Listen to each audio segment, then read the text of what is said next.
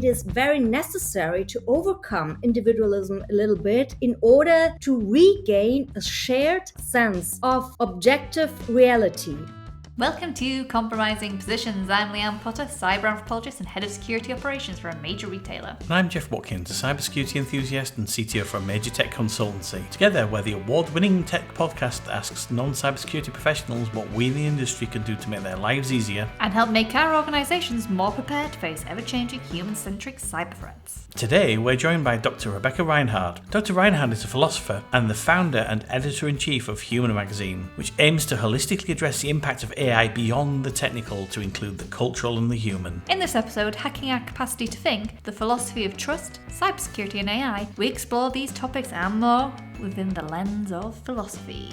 We discuss the importance of an interdisciplinary dialogue between tech experts and humanities experts, how AI is impacting democracy and our concept of trust, and the concept of safety within the context of cybersecurity and new threats like deepfakes and misinformation. We love this channel and we think you will do too, so sit back and enjoy our interview with Dr. Rebekka Reinhard. Well, welcome to another episode of Compromising Positions. Today we have a very special guest for you, Dr. Rebekka Reinhard, founder and editor-in-chief of Human magazine, and it's the first of its kind to holistically address the impact of AI on the economy, politics, society and culture, while keeping a strong focus on the human aspect. I first met Rebekka as part of a group discussion during an online AI ethics course held by the London School of Economics, and as we got chatting, it quickly dawned on me that Rebekka would be a perfect guest for this show. Now, welcome, Rebekka. Thank you so much for having me. Would you like to tell us a little bit about yourself? Yeah, I'm a very unusual kind of philosopher, I think. I did my PhD back in 2001, and at this point, it was very clear to me that I don't intended to pursue a typical academic career. I always wanted to be a freelancer, to create something, to make some contributions also to society. And that's why over the course of the last 20 years or so, I in fact did several things. I wrote several books indeed for broad audience. I also worked in the clinical department with psychiatric in-house patients and with oncological patients as a kind of consulting philosopher in order to talk to them about the meaning of life. And I always have the attitude I want to understand a little bit how this strange life we are all in is working and asking questions. That is for me really the thrill of life. And that's why exactly 1 year ago, I came to AI, or the other way around. AI came to me and asked me, hey, Rebekka, how about taking a broad philosophical, humanistic approach to the whole subject matter? And incredibly needed as well. Incredibly needed. I that's why you both met, isn't it, Jeff and yourself? You met on an AI ethics course. How did you find that course? So I have to say, I really enjoyed I felt this was a good occasion to recall some early semesters of my study course. I did Venice on ethics, on Plato, on democracy. But what I was missing, in fact, was a little bit the most recent literature, the most recent sources of AI development. So I don't know how about you, Jeff, but this was... So I think, from my, as people who listen to this podcast and know, I'm from a very much an engineering background, so I'm the odd one out here. We've got two people who are very much expert in the humanities, and I'm very much a technologist and very eager to learn. So actually for me, there was more value in it for me because what was probably very basic from a philosophical and ethical point of view for you was useful for me, and it really gave me more of an interest in it. So I'd say, I learned enough from it and it was well worth it for me. But I can understand how maybe for you it was not as valuable, or maybe good to revisit some of those topics. But certainly maybe thirst for more on, because we all jumped into AI. I've seen so many, working in tech, so many companies are jumping into AI without understanding the economic, philosophical, societal impacts of it. And that's where I think Human magazine, what a great publication. I mean, could you maybe tell us a little bit more about your motivation behind it and what you're trying to achieve with it? So I came from another magazine. In fact, it was a philosophical magazine, and this was finished in 2022. So the editor went bankrupt. And then Whoops. of course, I was asking myself and my colleague, which is now the co-editor in chief of Human, Thomas. And so we were asking ourselves, so what's next? What can we do? And then came AI and ChatGPT. And the first thing we thought was, oh, this ain't not just a technological topic and subject matter and challenge. This is a social technological challenge and more. It is a huge ethical challenge. And all the questions we need to ask ourselves now as a society, people being born in the Western part of the world, are the old metaphysical questions. What is man? What is it to be a human being? What is good? What is this all about? What's the meaning of it all? So this we found was very, very exciting. And so as we are always keen on experimenting, on starting new projects, which really are not just trivial and not just consumer interested, maybe we started Human. And it is really, I have to say, an absolute form of adventure for me, because I'm a bootstrapper now and I have to learn lots of things which I wasn't accustomed to do before. But I think life is short, so this is my attitude. And I don't have children, so I want to contribute a little bit with the things I can. And I think my skills are thinking, critical thinking, and maybe writing, and maybe just offering a platform for dialogue with different people. So like as we are doing right now in this wonderful podcast, we have to be to foster the interdisciplinary dialogue between persons such as you, Jeff, the techies, yeah, and the anthropologists, Leanne, and the philosophers. So because unless we do this, I think it's not very beneficial for us as humans. Yeah, I mean, and also from an AI point of view, although some people listening is this is a cybersecurity podcast, and think, well, why are we talking about AI? We think AI does represent some interesting safety challenges. I mean, from a basic security standpoint, as in systems might be vulnerable, because the AI is actually really hard to test from a technical point of view, because it's non-deterministic systems, quite hard to test secure. But then also from a safety of the people using it point of view, and I read a while ago that there was the first, slightly debated, first suicide attributed to a GPT. It wasn't ChatGPT, it was another one, because somebody was effectively talked into it by the model. Now, whether or not that's actually true is a little bit debated. But I guess from a safety point of view, and this is what we're really interested in cybersecurity, what's I guess a philosopher's take on the concept of safety? I think I can only speak for myself. I think my take on that would be, first of all, we need to make sure that our brains are safe from being hacked. And by this, I mean we have to make sure our brains are being hacked from all kinds of bullshit, all kinds of manipulation, persuasion. And we are seeing all these things now coming with the large language models.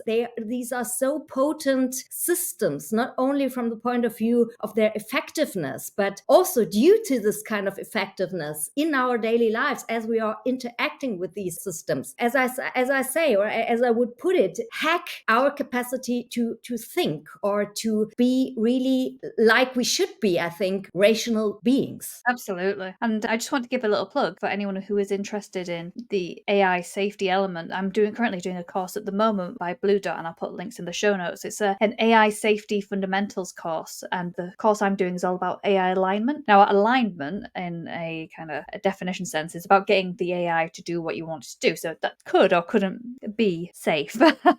Hopefully it's safe and secure, but basically getting it to do what you want it to do. And I never realized how much work was going into actually making AI safe. It's very interesting. It's also very interesting the things that the models are doing to circumvent any kind of safety controls without human intervention, which is also an interesting, I think, philosophical discussion, Rebekka, about when does the master, let's say the human who initially creates these models, and then when does that power dynamic change when, for example, I was reading about an AI model who was given a task, and that task was they wanted this AI model to graphically, it had an arm, graphically pick up a ball. And after a while, it realized it could cheat the system. And the way that it cheated the system was it just waved its hand in front of the ball. So it looked like it was picking it up. And it wasn't until the AI engineers was like, I don't think that is actually picking up the ball. I think it's just pretending to pick up the ball. And so they had to put in extra measures in place to measure the depth of field. And like,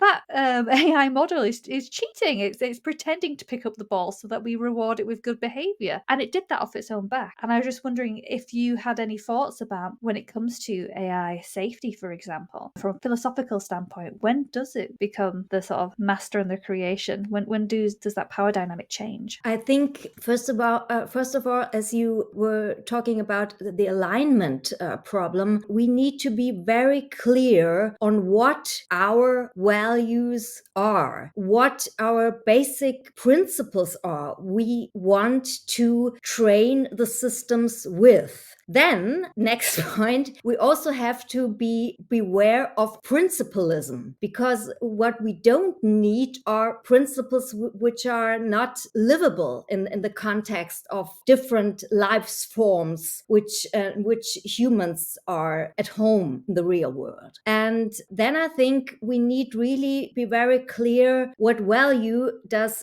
trustworthiness have for us, and how we can go about to make sure or be safe or ensure that trustworthiness is here in real life. And I guess it's difficult with AI systems to, when you say, is this a safe and secure system? And with maybe a calculator, you can say, well, if you add 1 and 1, it comes up with 2, and you can say, okay, nobody can change that outcome, and that it seems to be safe to use. But with an AI system, I guess it's probably a little bit different. And I guess from a sort of an AI point of view, I guess what are some of the things do you think could constitute a safe and secure system? It would be one, from a philosophical point of view, maybe, that is really trained on not give us just the information we want as consumers, as people who are eager in the here and now to get something just on the basis of individual preferences. I think it should be a system that does or interacts with us in ways which are good and useful for humanity in order to help us to have good and meaningful lives. One of the problems I've seen with some models is what they call, I believe, sycophancy, where if you insist to it long enough, maybe Donald Trump is the president of the universe, it'll go, of course, you're right, Donald Trump is the president of the universe.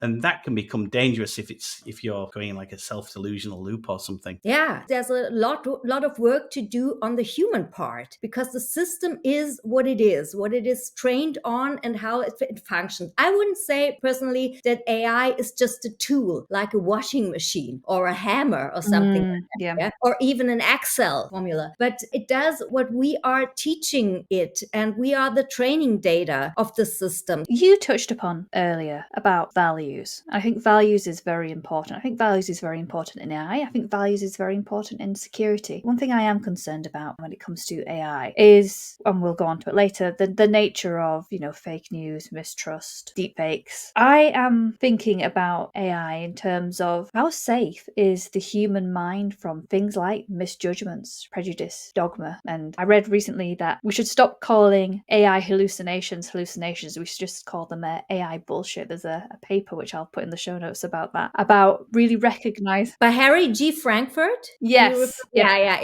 He's the one who coins It's a very, very interesting article, which I thoroughly enjoyed. But how safe is the human mind from all this, from a philosophical standpoint? I think, I'm afraid it's not very much protected from this kind of bullshit, because humans are very, very lazy. As we know from the course of thousands and thousands of years of history, humans don't like to get outside their comfort zone. And we had in the 18th century Enlightenment, right? We had Yes. Immanuel Kant, the voice of European Enlightenment, and he famously encouraged people to think for themselves. So dare to know, dare to ask the critical questions. And this, according to my understanding, is still a huge offense for the most part of the people, because thinking in a critical way and always asking new questions and always trying to change the perspectives can be very hard. And it is much more comfortable to lean back, to take your ChatGPT 4.0, to ask it a question and to get the confirmation. Oh, your kind of asking me question is so terrific, Rebekka. You're the most you're the brightest brain on earth, and what you're telling me is exactly right. So this is a form of persuasion, and this is a form of persuasive technology that we're seeing now, which I think is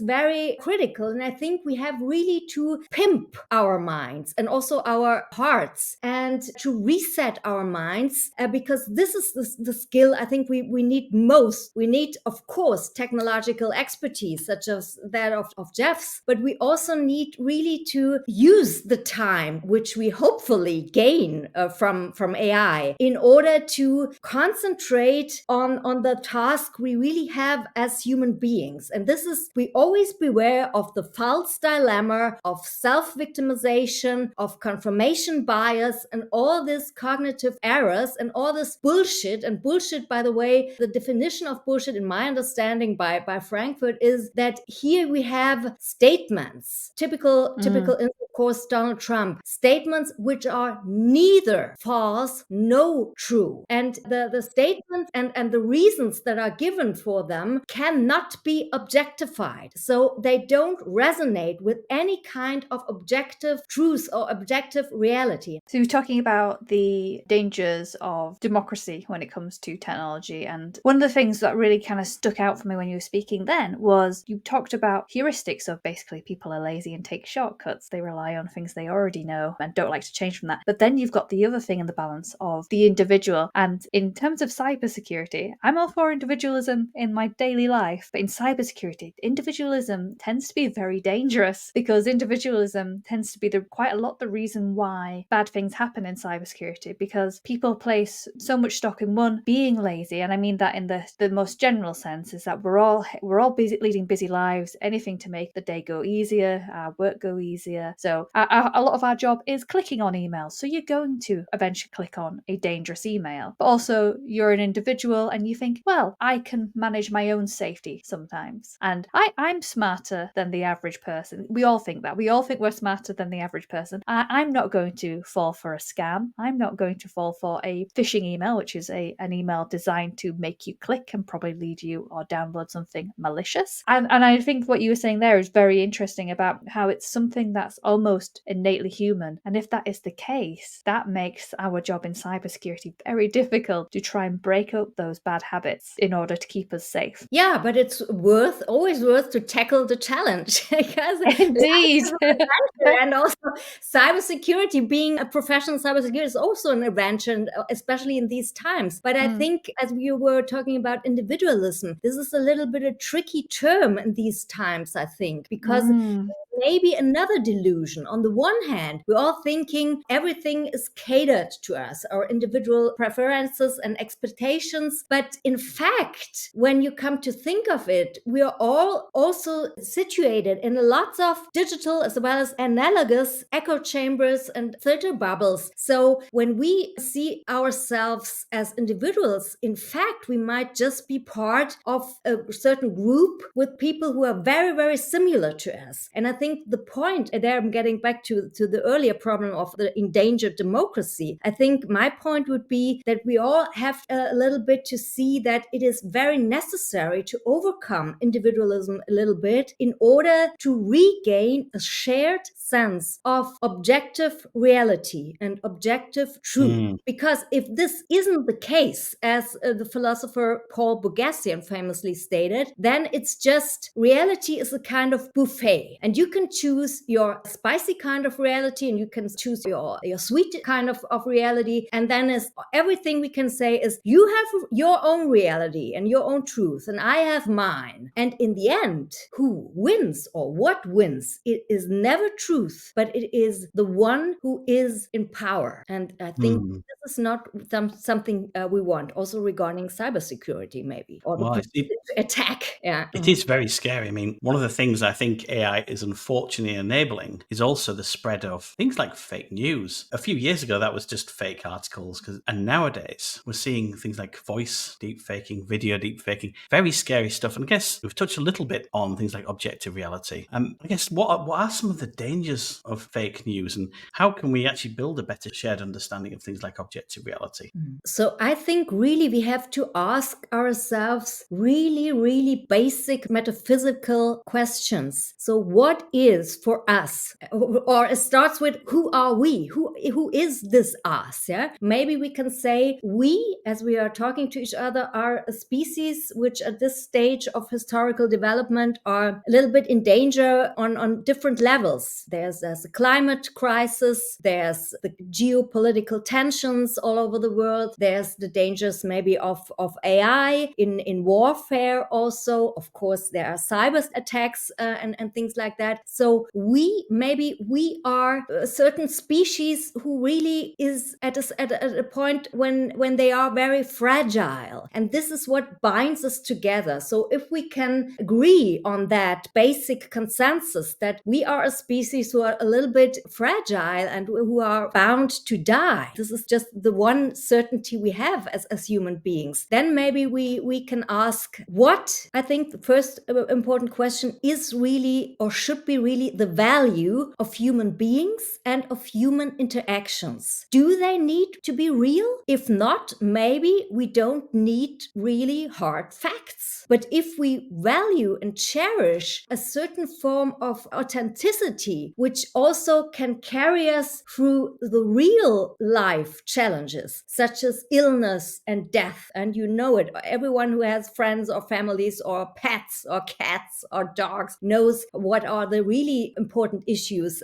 in our life. So if we can agree on what should be the value of human interactions and also of the interactions between humans and machines and also humans and intelligent machines. But we need this form of minimal consensus, I think, in order to move on in a rational, in a reasonable way. Yeah, that maybe makes sense for us in order to make sure that we all have good lives and not just a few of us. Do you think, sorry, just to add to a little bit of point that you mentioned about the fragility of things and online interactions, and thinking just we went to see a showing of Blade Runner the other day, the classic movie, and the original title being "Do Androids Dream of Electric Sheep?" and talks about the nature of life. And do you think there is maybe a risk that we build more fragility into ourselves by relying too much on these online interactions, synthetic interactions, ones that don't challenge us, and ones that don't actually bring us to the realities of life? It depends, I would say. I sometimes wrote, or even wrote a book on that, and I think it depends on how you resonate, on how it is possible to create a certain kind of resonance, yeah, between one another. And I think this is another very important human skill in this age, other than critical thinking, is really being in the here and now, concentrating yourself on the face or on the voice you have before you, and really to listen. Really, you need to be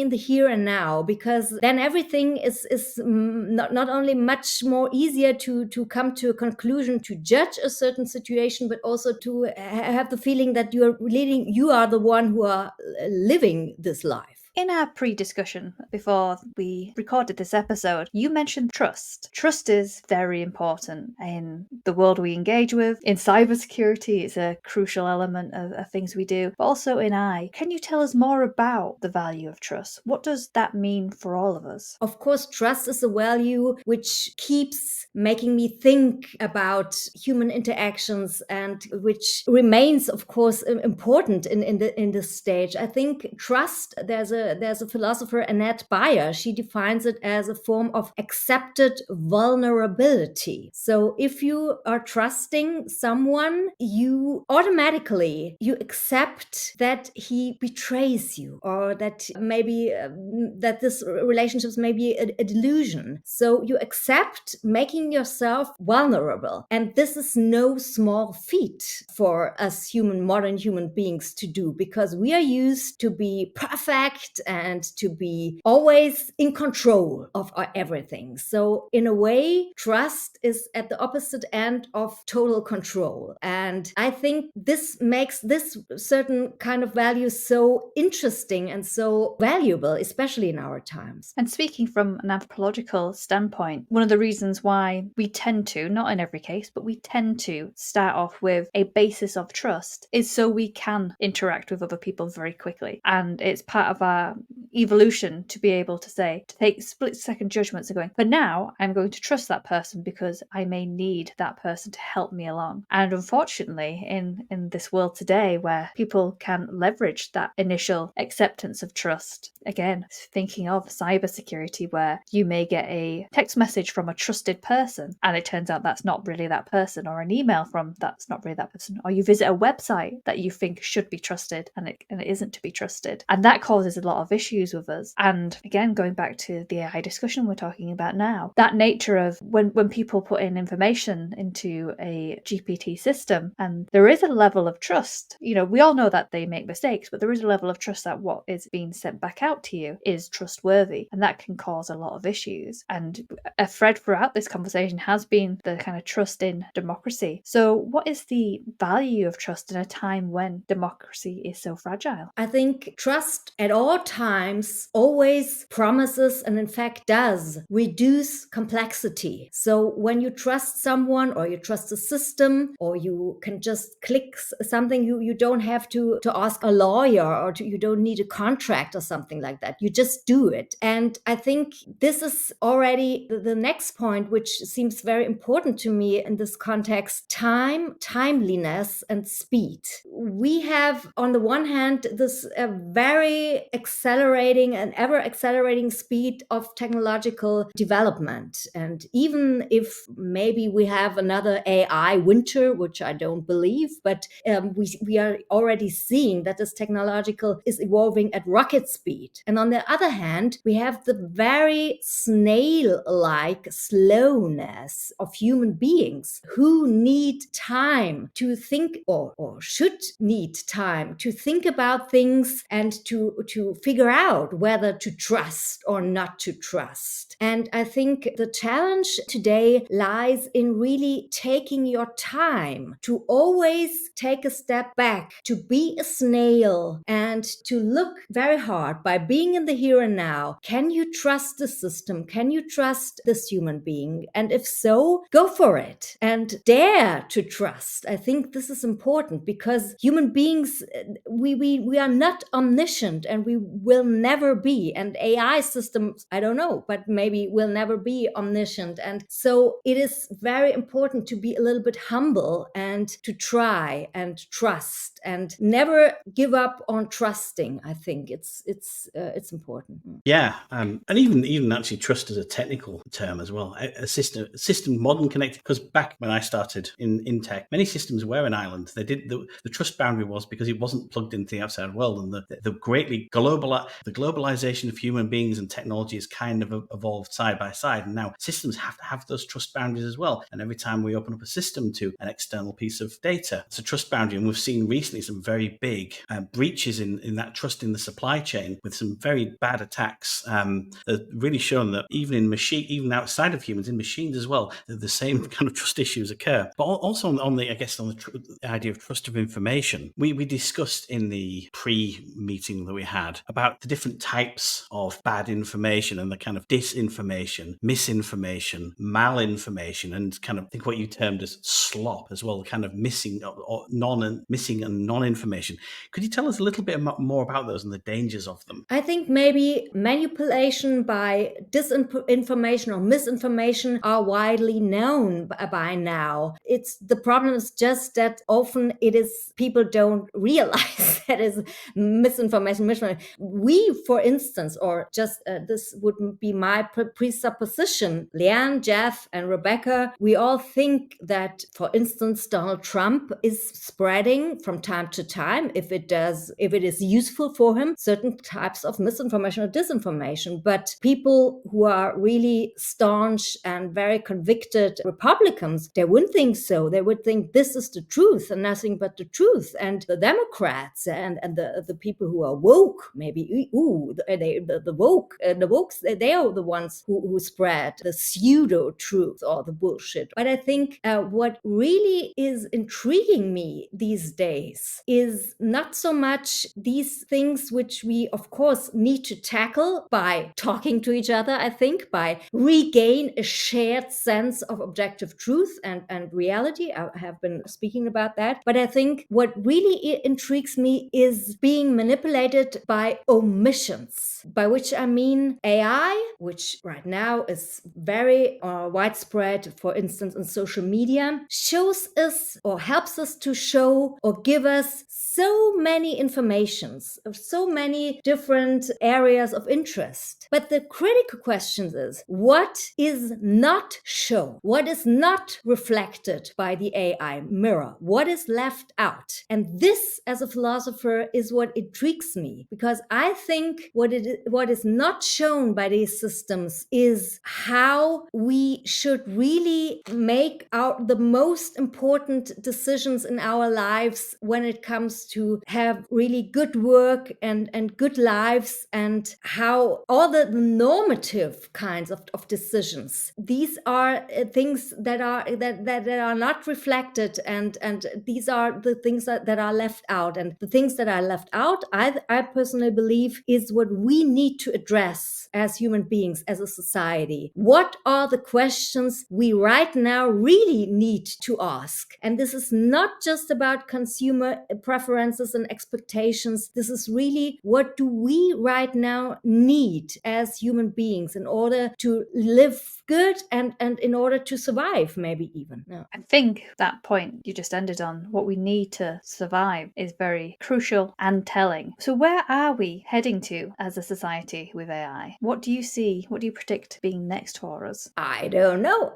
I'm just a philosopher, and I'm just here for asking to ask the right questions. But I think, and I want to quote maybe Norbert Wiener at this stage, the founder of cybernetics, who famously phrased in his book The Human Use of Human Beings. This book was published in 1949 and 1950, and he wrote, "We will never get the right answers to our questions if we are not able or capable to ask the right questions." So I think this is very important. But in order to try and answer your question, I recently had a conversation with the economist Daron Shemolu from MIT, and he made this very, very important, I think, distinction between machine intelligence on the one hand and machine usefulness. And for him, machine intelligence is the kind of intelligence which we are seeing now, if I understand him correctly, from our systems, be it in cybersecurity systems or in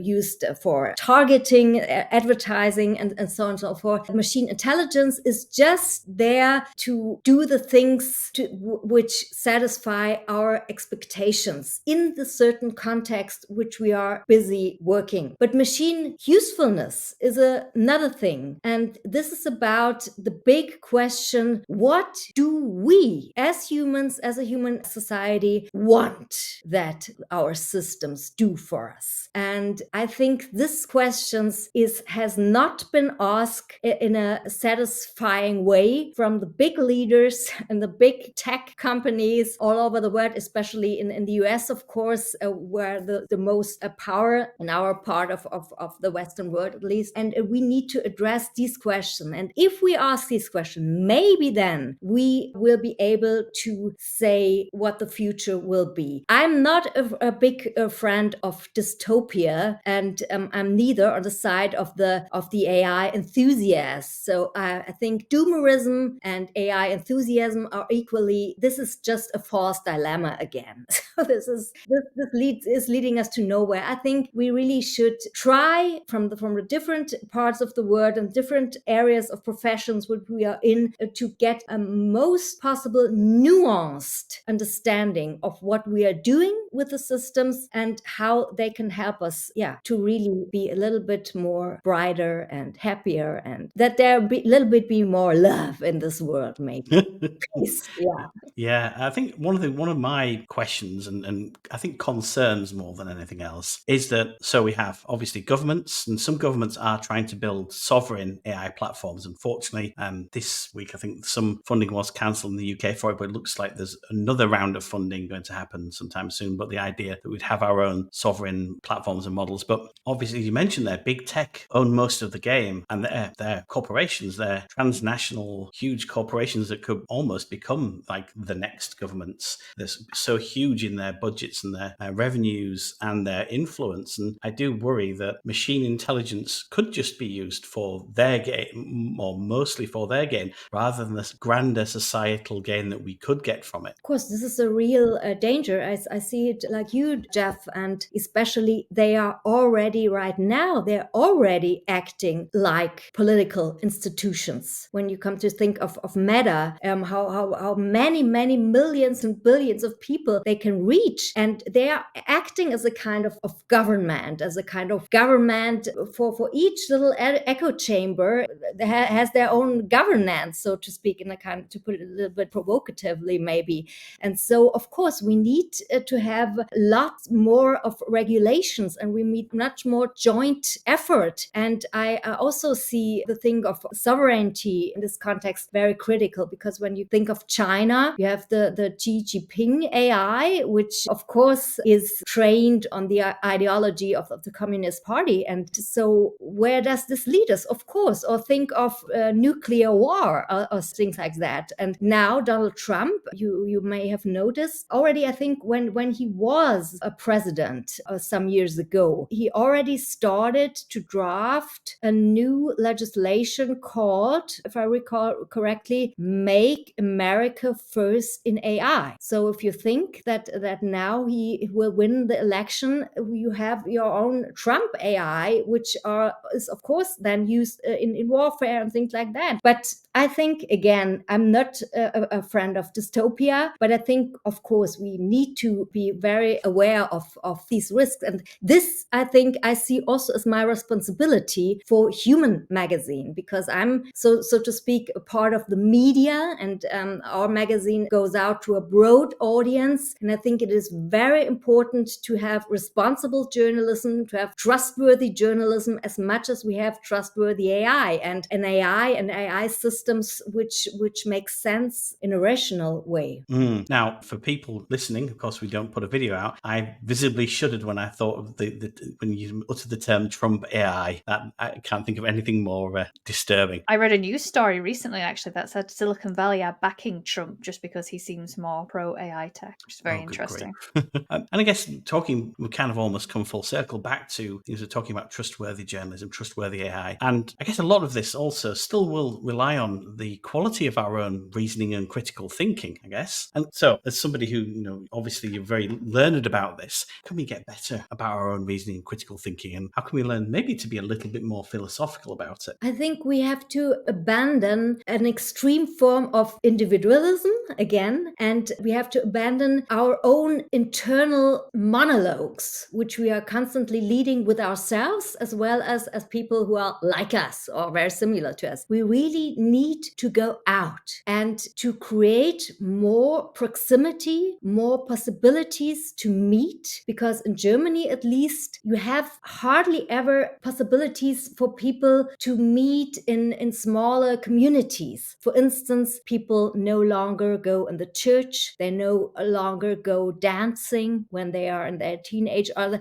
But of course they do, but each one or each group believes in a different god, or goes to a different church, or goes to a different club for dancing. So I think that the challenge is to really create spaces, and maybe also digital spaces, where people can get used to get in or to resonate with other people who might be of different ilk and of different convictions, and to learn again. And this is I think, a question of new social practices, how to interact with people who are other than me. And I think for that, and to return to AI and also to the positive side of AI, I think for this we need to have new forms of incentives and also new forms of nudging. You can, the incentive we have right now, I think mostly in a or political kind of way or in a capitalist sort. But what we really need to have is incentives to talk to each other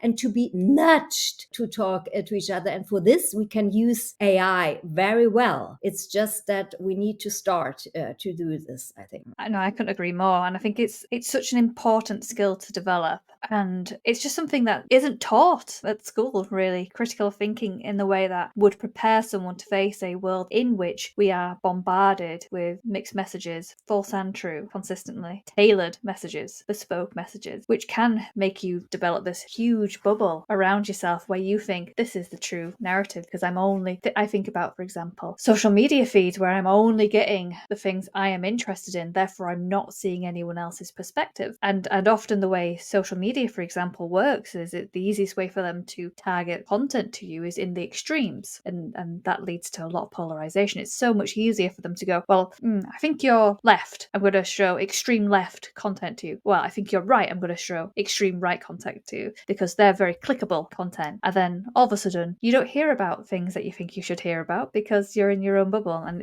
I think that's a very dangerous proposition to be in when we're not talking to each other in a way that takes into account everyone's thoughts and opinions. But I think maybe if I may add something to your very important point, Leanne, is that I think another thing that is not taught, neither in schools nor in many families, is really love. Because you also need to be able to love people, mankind, to trust, yeah, and to bear being provoked by a thought which may be different than your own. And I think these two kinds, so it's the brain and it's the heart, and the two go together, and it's both of them which we are needed to be really humans in this age. Absolutely. And I think that probably, if we're talking about matters of the heart, or maybe not quite matters of the heart, one thing I was very keen to get your opinion on, and it's something I've asked a few guests in the past. I'm struggling with the idea about things like deepfakes, particularly when it comes to deepfake pornography. I'm not sure whose responsibility is this. Sometimes I flip in terms of protecting users from this. Sometimes I flip and I think it's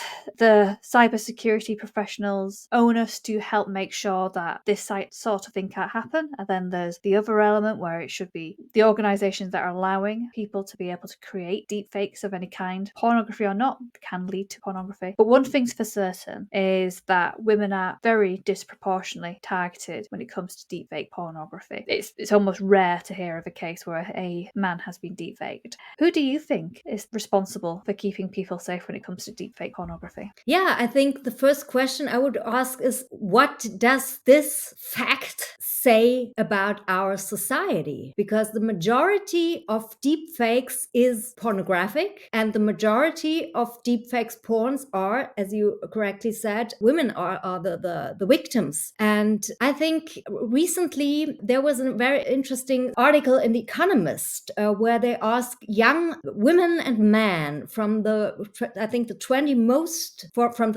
richest countries how they saw the roles of men and women and also their political orientation. And there was, interestingly, I'm sure you read about this article or heard about it, there was an interesting gap between the two. So the young men tended to be more right-wing and more keen on the traditional role-playing man and women, whereas the women were more leftist and woke and so on and so forth, and more open to all concerning gender and sexuality and things like that. And I think to come back to the question of responsibility, we really have to think first of all, how did this come about, and why is it that we have this huge quantity of deepfakes porn of women when patriarchy is dead, or isn't it? I don't know. this is a strange thing. So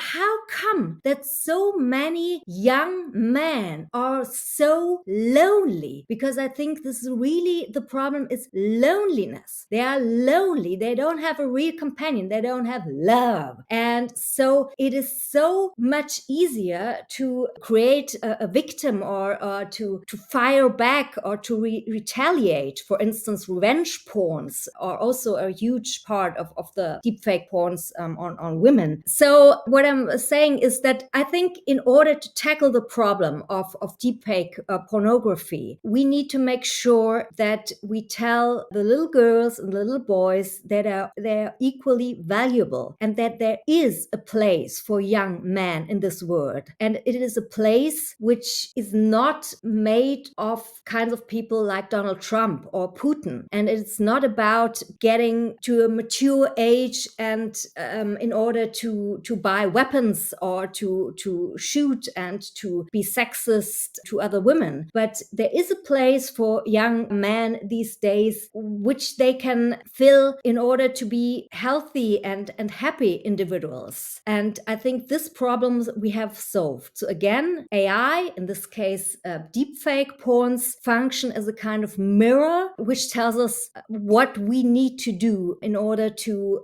make sure that there are different forms of sexuality and healthy forms of love. That's really interesting. I would like to make a recommendation as well to our audience. There is a brilliant documentary called Another Body, which deals with a lot about deep-faked pornography in women. If you're lucky enough to live in the UK, it's on iPlayer at the moment, BBC iPlayer. It's really fantastic and I highly recommend it. And with that in mind, do you think that AI partners with things like there's a website called Replicants, that you have a fake AI girlfriend and boyfriend? Do you think that would be a good way to counteract some of this deepfake pornography in terms of instead of focusing on individuals who you might quite take a fancy to, or maybe who knows what the motivations of why you would do this? I'm not sure why I would pick someone to do it, but if you fancied someone and maybe created a deepfake porn of them, but also there's the whole narrative around control and humiliation as well. That's another element why you might do it for someone. But do you think maybe AI partners might be a good stopgap? Because there's some controversy around people developing deep relationships with AI entities. Yeah, again, I think this is a problem, the huge problem we have as a society in England, as I know, in Great Britain, as well as in Germany. We have now a ministry of loneliness or for loneliness. I think this also existing in Japan. I think it might be a temporary solution to build up a relationship with an AI companion and even an erotic relationship. But I think the danger is that if you're not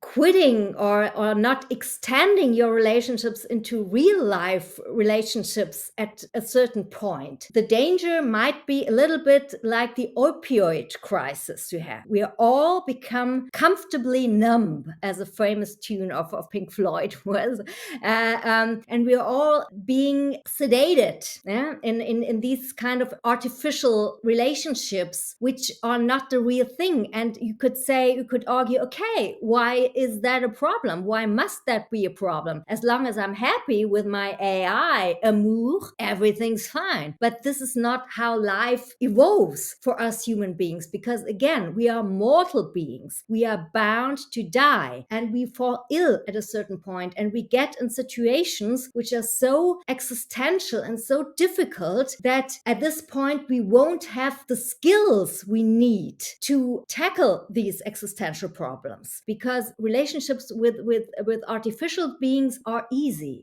They don't challenge us. And so this, I think, would be my thoughts about that. Well, on that note, just as I go through my own existential crisis of what you were saying just then, you have been such a fantastic guest. I am so pleased that you found the time to speak to us. I think our listeners will really enjoy this episode. If people want to reach out and talk to you and read your magazine, Human, please tell us more about where they can find you and where they can look into more of your work. Human magazine is print, is a quarterly publication. And of course, it's print, it's in German, but the e-paper, the digital edition, you can really order also in English, and you can order it at our website. I'll put the link in the show notes. Okay, at the online shop. And I think it's worthwhile because, as Jeff so nicely put it, it's really, it's very interdisciplinary. We have lots of interviews, lots of humans, different professions, different disciplines, and we cover not just the risks and the challenges, but also the huge opportunities we have with AI. And I still believe, because I'm a philosopher, I'm also idealistic by heart and very pragmatic also. I believe we still have this huge opportunity to make the best, or at least some good things out of this very, very exciting technology for us. Couldn't agree more. Thank you very much. Thank Thank you. Wow, pretty scary stuff. Now, Jeff, be more like Dr. Reinhard and avoid languishing in a dystopian narrative. At least not until Skynet becomes sentient. Well, I'll try. Having philosophers like Dr. Reinhard working on the complex issue of AI ethics is so important. And I'm glad we got to get an insight into the work she's doing in this space. Now, listeners, if you like this talk in AI and you like what me and Jeff will be talking about in October, I imagine, because we're both presenting 2 brand new AI talks at a brand new AI conference, and it's called AI for the Rest of Us, and it'll be in London on the 24th and 25th of October, and listeners to the show can get discounts on tickets. I'll be presenting my brand new talk, The 4 Horsemen of the Information Apocalypse, Taming the Wild West of Information Overload. A talk about misinformation, disinformation, malinformation and non-information. Sounds fantastic. I can't wait for that. And I will be presenting a brand new talk too called Never Neutral, AI Development, Past, Present and Future in Anthropological Research. So if you want the discount code, drop us a line on our website via the Contact Us page or DM us on LinkedIn. We hope to see you there. Plug over. Links to everything Dr. Reinhard discussed in this episode can be found on the show notes. And if you like the show, please do leave us a review and share on LinkedIn or in your teams. It really helps us spread the word and get high quality guests like Dr. Reinhard on future episodes. We really appreciate it. We hope you enjoyed this episode. We'll see you next time. Keep secure and don't forget to ask yourself, am I the compromising position here?